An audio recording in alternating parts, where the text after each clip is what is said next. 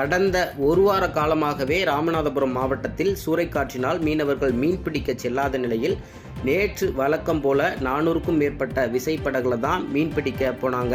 அதாவது நள்ளிரவில் தனுஷ்கோடிக்கும் கச்சத்தீவுக்கும் இடையில சக மீனவர்கள் என்ன சொல்றாங்க அப்படின்னா, நாங்கள் தனுஷ்கோடி கடல், அதாவது நாங்கள் துறைமுகம் தெரிகிற அளவில் தான் நாங்கள் மீன் பிடிச்சிட்டு இருந்தோம். அப்போது இலங்கை கடற்படையினர் அத்துமீறி வந்து ஒரு படகையும் படகில் இருந்த 8 மீனவர்களையும் கைது செய்து தற்போது மன்னார் கடற்படை முகாமிற்கு அழைச்சிட்டு போயிருக்காங்க அப்படின்னு சொல்லியிருக்காங்க.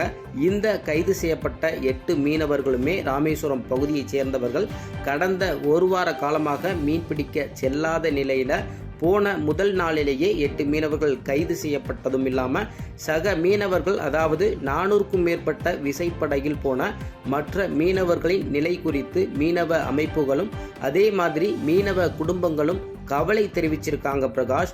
மேலும் மீனவர்கள் தொடர்ந்து இலங்கை கடற்படையால் கைது செய்யப்பட்டு அட்டூழியம் அப்படிங்கிறது தொடர்ந்து அரங்கேறி வருவதாகவும், இதற்கு நிரந்தர தீர்வாக முற்றுப்புள்ளி வைக்க அரசு நடவடிக்கை எடுக்கணும் அப்படிங்கிற ஒரு எதிர்பார்ப்போடே மீனவர்கள் இருக்காங்க பிரகாஷ்.